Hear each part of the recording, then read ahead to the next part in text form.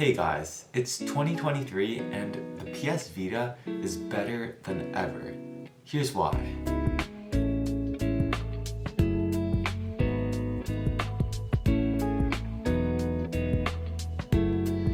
So as many of you guys may know, Sony actually ended the life of the PS Vita, PSP, PS3, and PS TV this past year. So what did this do? This ended the life support of these devices, stopped for more updates, and also closed the online store on these devices. Now, while this may actually sound bad on paper, it's actually a good thing. Why? Well, this actually reduces the price of games, except for some like Persona 4 Golden, reduces the price of the device itself by a tiny bit, and this is actually great because in the upcoming future, I have a feeling that the PS Vita will definitely increase in price when you actually look at previous statistics that clearly support this. And the best part about this is that jailbreaking on the PS Vita will be easier than ever. Now, I know, jailbreaking is a bit illegal, but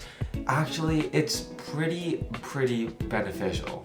So for those of you who do not want to jailbreak your PS Vita, let me just tell you guys why you should. So once you jailbreak your PS Vita, you'll be able to download an unlimited supply of free homebrew games along with some PS1 classics, PS2 classics, and also PSP classics. And the best part of all is that you'll also be able to download some free PS Vita games, which are great because a lot of PS Vita games, especially the physical copies, now cost quite a bit of money. Now I know I said they are cheaper, but what I mean by that is that they're cheaper than its original price. Okay, so you can download PS1, PS2 games, but what's so good about that? What makes the PS Vita special? Well, recently a lot of people have actually been porting a lot of good Android games onto the PS Vita, which is great because now you get to play these amazing Android first-person shooter games or racing games or a lot of good Android games now with controllers, physical controllers that you can now feel with your fingers, which is phenomenal because this is something a lot of people have been longing for, especially for those great Android and iPhone games. So why wouldn't you just buy a cheaper handheld or an emulator that is a lot cheaper than a PS Vita just to play these amazing games?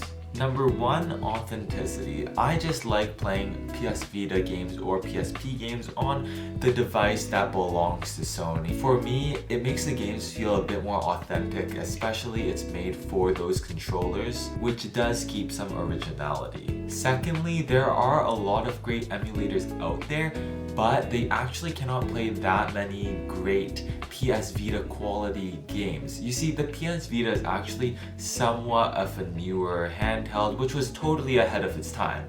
For example, if you told someone that the PS Vita was released 3 years ago, they would probably believe you. So since emulators are better with older consoles that were from the early 2000s or late 90s, the PS Vita actually has some advantages when playing these emulation games. So now that you know how good jailbreaking the PS Vita is and how easy it is, how can you actually do it? Well, good thing for you, I've actually put a link to this tutorial in the comment section down below, but to basically summarize how easy it is, instead of having to connect your device to an actual computer, you only need to go on the browser that's on the PS Vita already.